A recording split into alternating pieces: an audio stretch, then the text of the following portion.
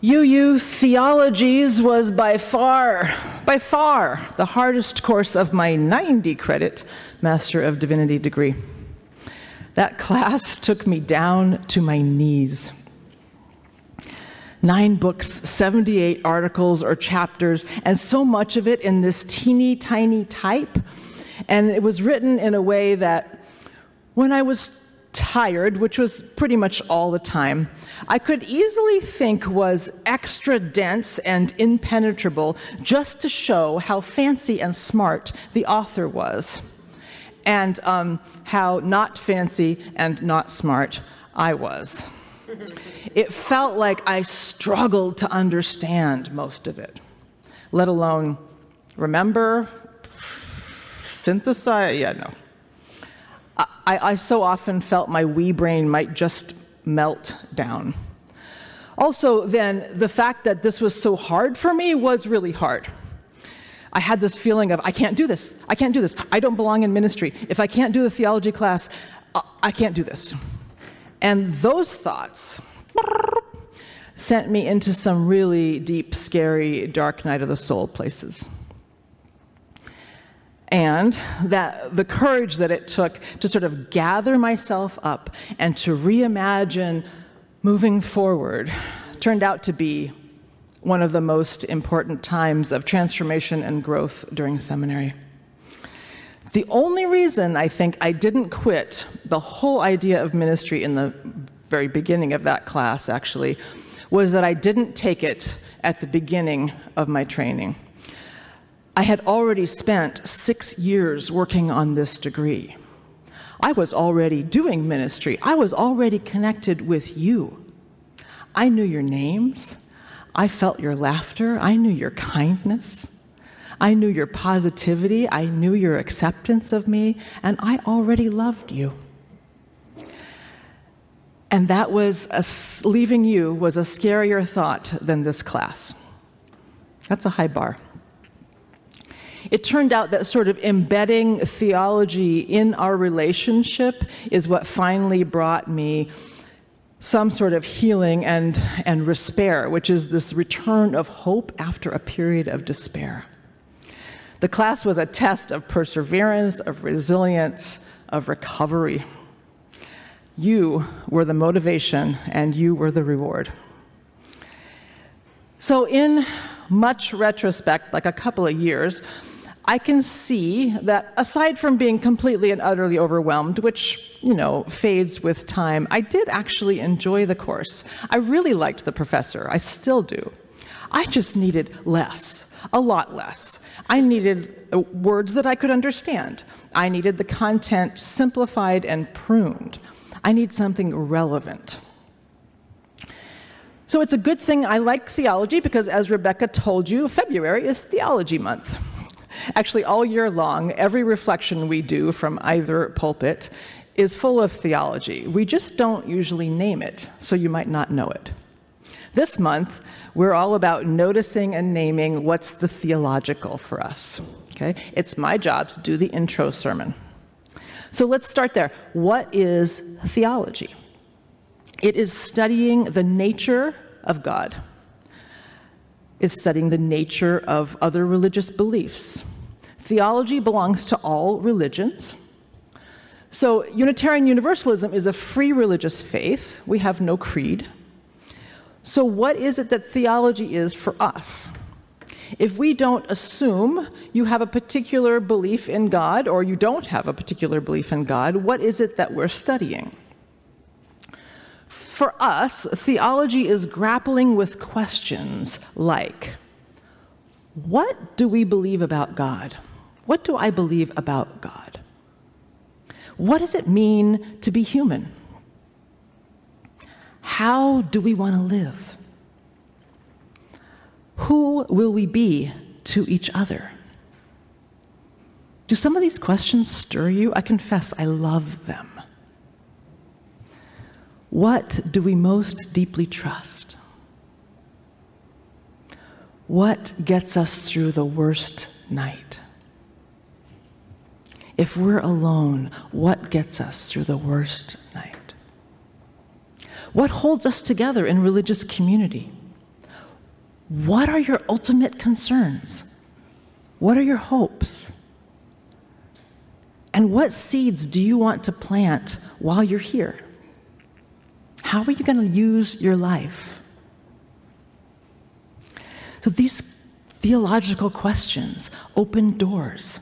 They're portals for all of us. Theology is also autobiography. It's about how we live.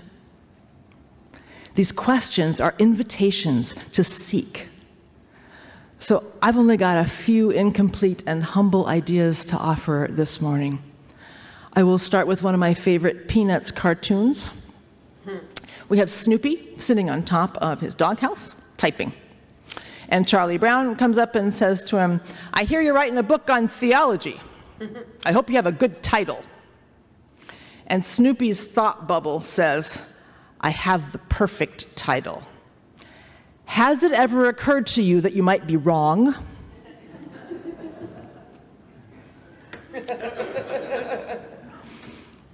So Yehuda Amichai, who was a beloved 20th century Israeli poet and author, expressed that same sentiment in a different way in 1965. "From the place where we are right, flowers will never grow in the spring. The place where we are right is hard and trampled like a yard. But doubts and loves dig up the world like a mole, a plow. And a whisper will be heard in the place where the ruined house once stood." That is our theology. In Unitarian Universalist community, we can hold that there are different beliefs and answers and truths. We can have separate identities and resonances together without dimming anyone else's truth, without negating anyone else's identity. At its bold and amazing best, our faith has love and wondering at its heart. Our faith lives easily with mystery, with doubt, with reverence. It lives easily with a cosmos full of forces that we can't fathom. This faith lives easily, like the best roommate you ever had, with quantum physics and the scientific consilience, which is like strong evidence that points to the idea that linear reality is maybe not all there is. Our essential faith embraces this utterly perplexing experience of living in a body, of being alive in a body. We are here befriending the ground of reality. And that ground includes this whole crowded table, the full drama of being human, with our beauty and our pain and our pleasure, with our inner peace and our monkey minds, with our unrest, with our unrest, with our balance, and with also the ways that we can so intensely resist exactly what it is we need most. In Unitarian Universalism, we're respecting all religious traditions. Again, these are our North Stars, okay? Our community members hold spiritual beliefs that can range from Christian to atheist, humanist, Jewish to Buddhist to Wiccan to pantheistic. And many of us, I don't know, maybe most, have theologies that don't actually fit neatly in any one of those categories, myself included. We're responsible in this faith for choosing our beliefs, for deciding our own theology, and then for living by that theology. And we believe in evolution. We believe ideas, beliefs evolve, they change, they transition as we live. Just like our national organization, the Unitarian Universalist Association, our principles are designed also to adapt and evolve on a regular basis. They're doing that right now. Our late colleague, Reverend Dr. Forrest Church, said that Truth is like light shining through the windows of a big, great cathedral. So this is a big cathedral with lots of stained glass windows. Imagine it, yes, and you're inside the cathedral. And there's all sorts of different colors and shapes on the floor. The light coming through these windows is the same source. But depending on which window it comes through, it looks totally different as it reflects on the floor and the walls. That's a metaphor for how it is with the various religious traditions of the world. It's one way that we understand that. Same light, different entry points, different refractions. Reverend Dr. Marilyn Sewell says that our free faith was hard won, y'all, and it has a long and noble history. We have religious ancestors who died for the freedom we have today. Michael Servetus was born about 515 years ago in what's now Spain, went to medical school in France, finished in 1539. He was also interested in theology. Unfortunately, in the 1500s, the only theological thoughts allowed were the official ones, and those were not the ones he was having. So he wrote about his Unitarian ideas, and as a result was condemned by the Trinitarian-believing Catholic authorities in France. He scrammed, he fled to Geneva, Switzerland. Unfortunately, Geneva at that time was where John Calvin was living. John Calvin as in Calvinism, John Calvin. In 1553, Servetus was arrested and burned for what Calvin considered bad theology. From the place where we are right, flowers will never grow in the spring. The place where we are right is hard and trampled like a yard. It is said that Servetus could have saved his own life by changing one word in his book, by changing Jesus, a Son of God, to Jesus, the Son of God. But he didn't. However, after he died, his writings actually could be distributed more freely because they couldn't kill him again. So he directly, through his writings, influenced the beginnings of the Unitarians in Poland and in Transylvania. In fact, just 15 years after he was burned, the very first edict in the world, the first official proclamations of religious freedom was made. It was made by a Unitarian, King John Sigismund of Transylvania, which is now Romania. This was, an almost unimaginable thing to do. Servetus was far from the only one who was burned at the stake for not getting their theology exactly right. So brave, confident King Sigismund got away with this. He was king, I suppose, but after he died, the tide changed, and his former spiritual advisor, Reverend Francis David, was arrested for his views.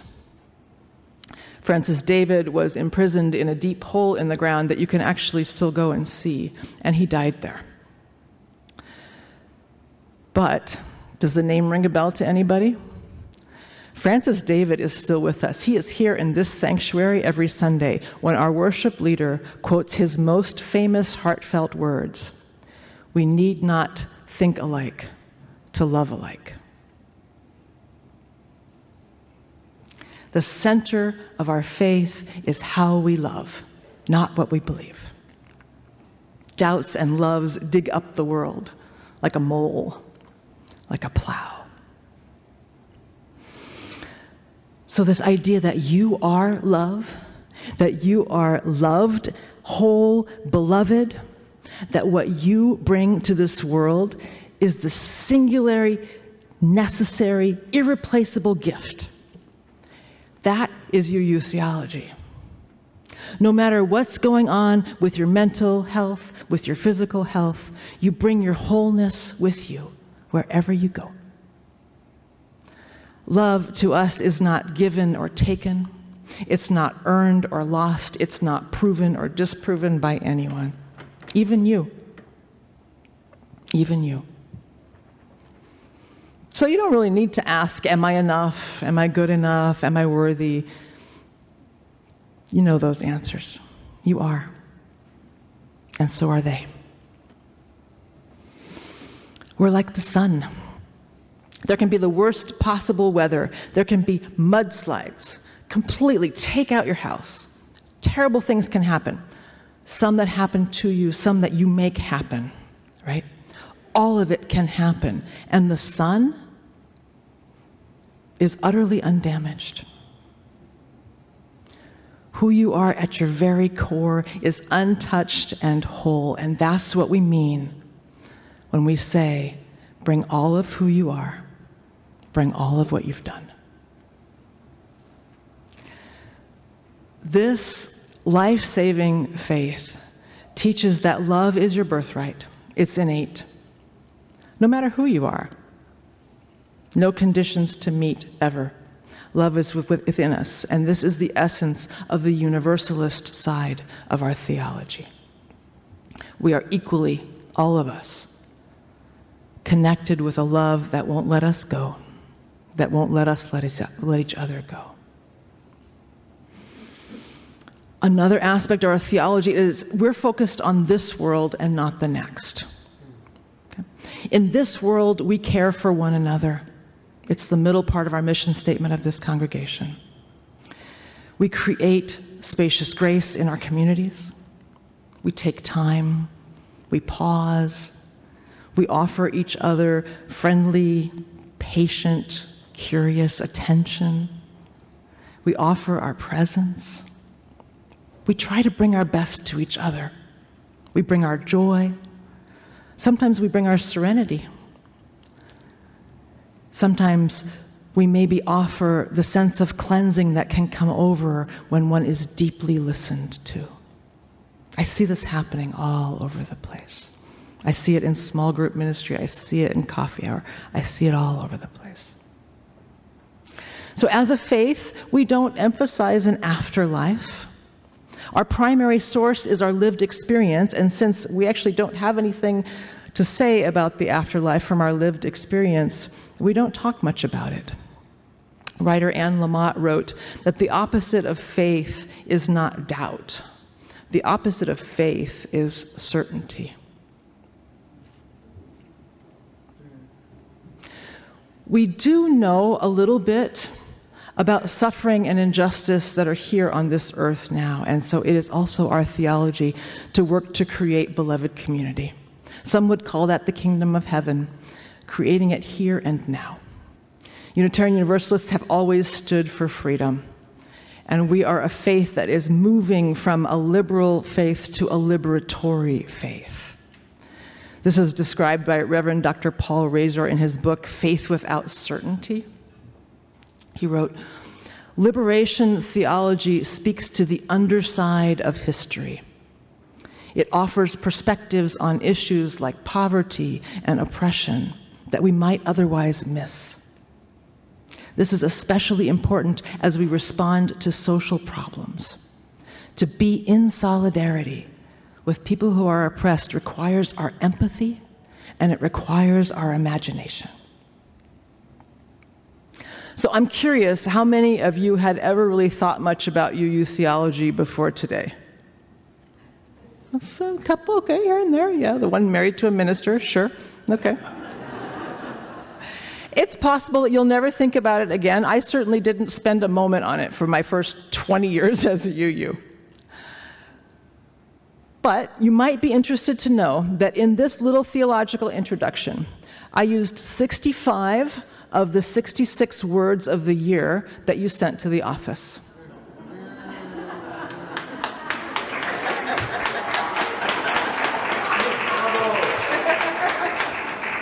The only one I didn't use is the one that somebody created themselves.